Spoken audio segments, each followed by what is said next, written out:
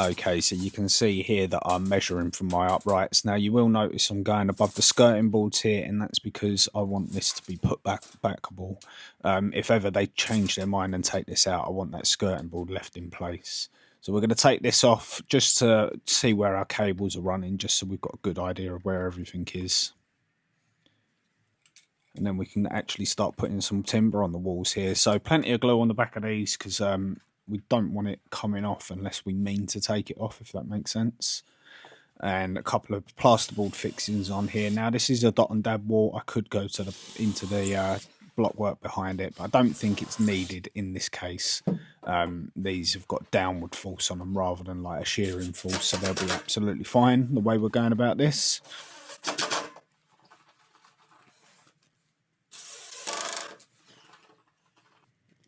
Okay, I'm driving in here with some nice big screws just to make sure that everything's nice and secure.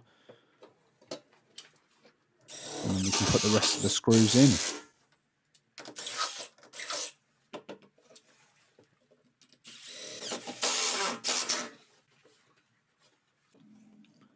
Okay, and then we can start putting some of the rest of our studs on. So you'll notice here I'm doing pocket holes. I could have attached these beforehand, but just thought, well, I didn't think actually. I just thought I'd put these on afterwards. So yeah, pocket holes are your friend in this case. I could nail it, but the nail gun tends to fly the studs out of place. So yeah, a couple of pocket hole screws holds it all nicely.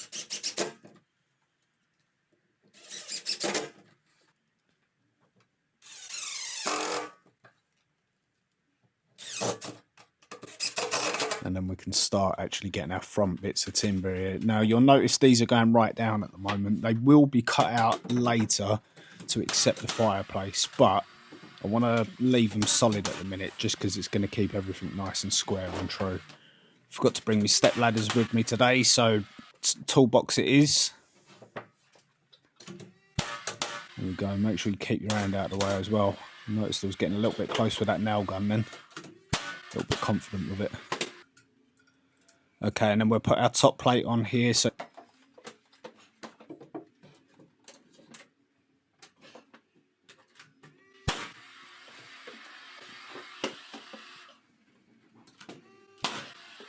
okay, and then we're going to check with a square to make sure we're nice and square before we put our timber, before we screw our timber up.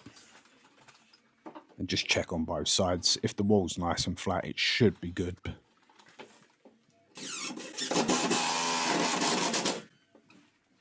There we go. I managed to find out where the joists were beforehand, so we're all good. And then we can just start filling it in now. So you're going to need to check the size of your TV that you're putting in, but this is basically going to be the top of the TV, if you like. So there's enough room up there to put a nice clock or something if they want to go for that. You could put little cubby holes in if you wanted to, like little light up shelves. The possibilities are endless with this, really. So this is going to be the bottom of the TV, and you'll notice there I've got my laser across the front just to make sure everything's nice and square and true. You really want this square because otherwise when you put your TV in, it's going to look really bad if it's out. So a couple of supports going back in here now, which is what the fireplace itself is going to sit on. So just yet again checking everything's nice and level. And the same on the other side. I infill this in later off camera, but you get the general gist of this. Just make sure you've got plenty of support to put your TV, your fireplace and everything on. Oh, there you go. There's me putting them in. I didn't think I recorded that, but apparently I did.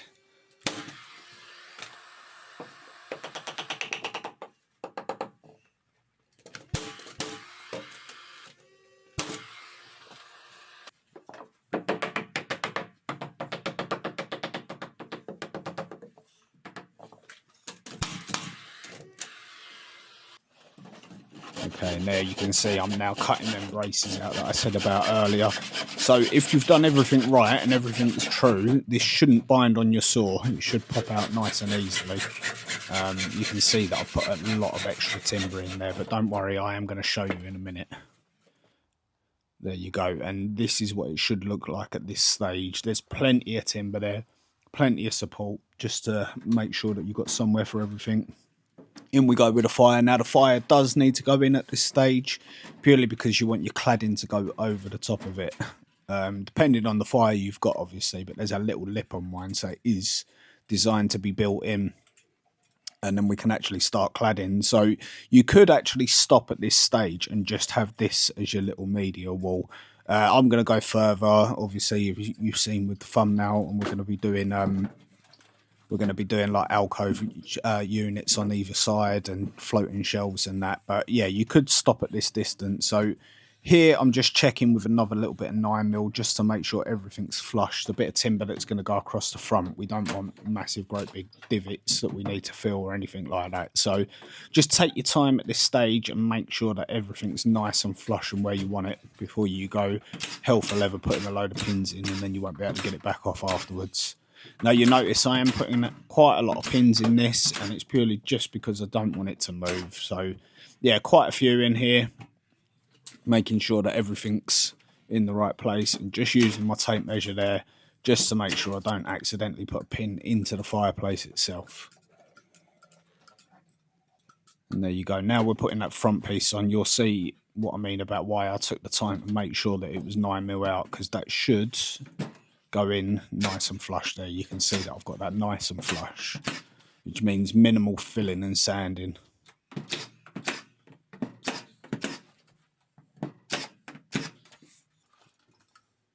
Okay, so this is going to be what surrounds the TV, just to make it look nice in there. I did do this on all 4 sides, but I've only shown the 2 because I just thought you don't really need to see it all.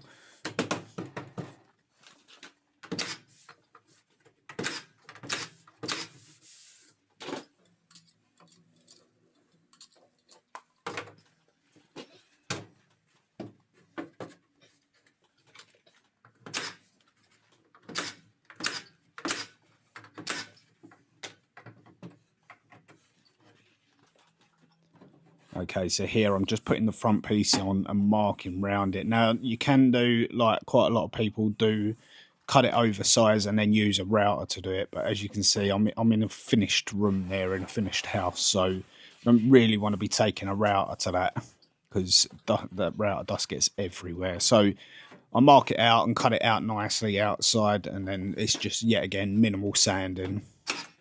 And I have actually put some more no nails around that, and where the 2 bits of MDF meet, I've put some PVA there, you can see in the background. Just a couple more pins, Lewis, make sure you're happy with that. There you go, you can see there that I've got the no nails on it, and yet again, where them 2 pieces meet, more PVA in there. Just, we don't want any movement, we really want this to be nice and flush.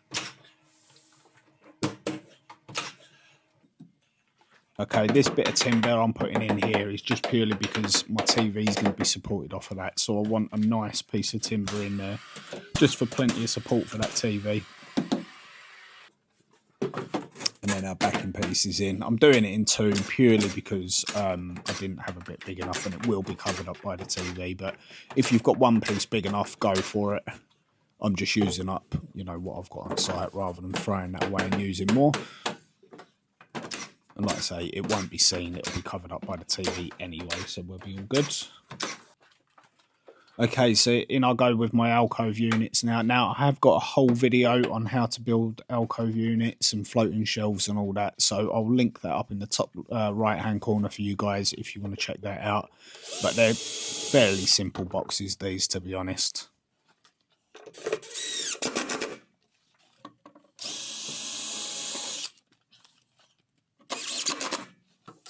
Now, you will notice with this build from now on, I didn't complete this all in 1 day. This was completed over the course of a week. So at some points it'll be decorated, and then you will see that there'll be, you know, the customer stuff in there at one point as well.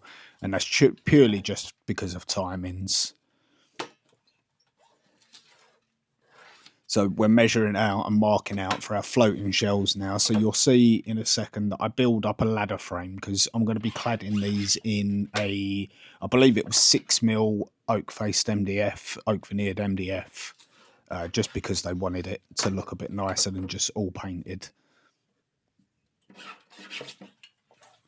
And here we go. You can see I've made up the back of the ladder frame. I leave the front piece off at this stage purely because it's easier to get my drill in to fix these to the wall.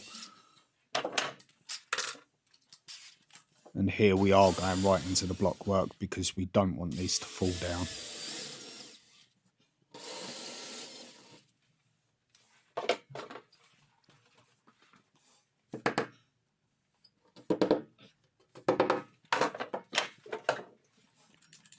Plenty of glue on this.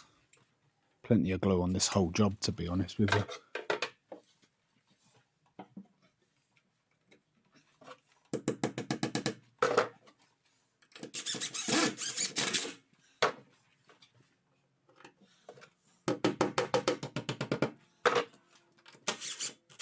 And as you can see there where I'm tapping them now, them screws in, sorry, and then plugs were getting right back into the block work, so it pulls up nice and tightly.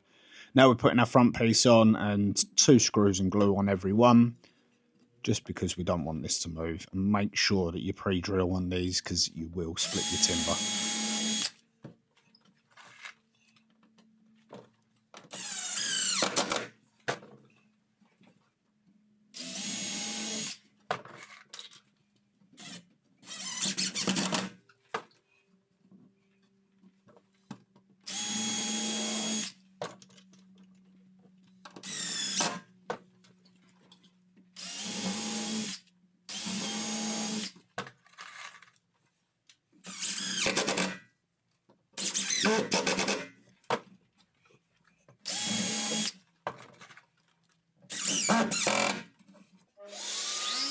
Okay, so now you can see we've had a good fill up of everything, and we're going to go around and give everything a good sand. Now, this does take quite a bit of time to get it nice and flush, but you really do want to pay attention at this stage because this is what's going to make it look really nice when it's painted. If you don't take the time now, once you get that paint on, it really is going to look rough. And talking of paint, here the paint is going on, so you can see in the background there's my dad to come to work with me for the day. We wanted to spend a bit of time together, so yeah, he's come out with me to give me a hand on this one, and he's getting it all painted. Now you can see that I've put 2 upright bits of MDF there. That's just because the customer really wanted that closing alcovey look on this. I actually think it looked really nice when it was done. But we're getting our 6mm MDF on here now, so we don't want to do any kind of fixings. So we've got some sticks and we're gluing this on. Getting plenty of clamps on there, and you can see I'm getting my lighting in now. Just running them cables through why I've got access to it.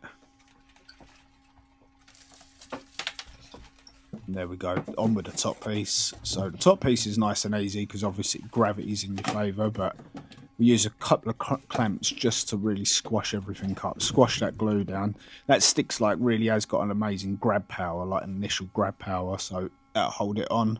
And you can see I've 45 the bottom top and the front pieces here just because I want that to look like a solid piece of oak, which it really did in the end. Plenty of tape just to hold this until that glue goes off. Even though that tape weren't the best, you can see it peeling back off on me, but we got there in the end. Like I said, plenty of tape on this.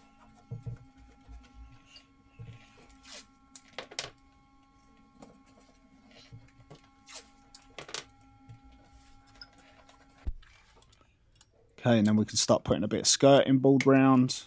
So you can see the skirting boards that I'm using here match up with the existing skirting boards in the property, so it'll flow right the way around the whole front and look really nice.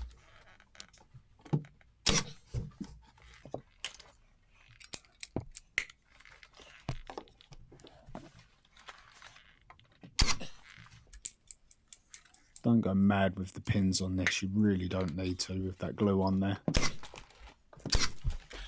And you can see Dad's painting as we go. So yeah, a couple more days further forward now and everything's finished decorated, and we're just putting the doors on, and I do get the handles on here as well.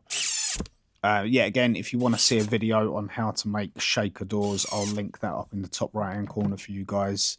But yeah, you can see the customers like had a bit of time with this now, and they've started filling it up, so it's really starting to take shape and look really nice now. But there we go, guys. We are on to the final stretches now. Keep your eyes peeled. In a couple of seconds, I'm going to give you the final shots on this. And I'm really happy with how this come out. It looks stunning. It really looks like it fits the room nicely, like it should have been there from day dot. Thanks for watching, guys.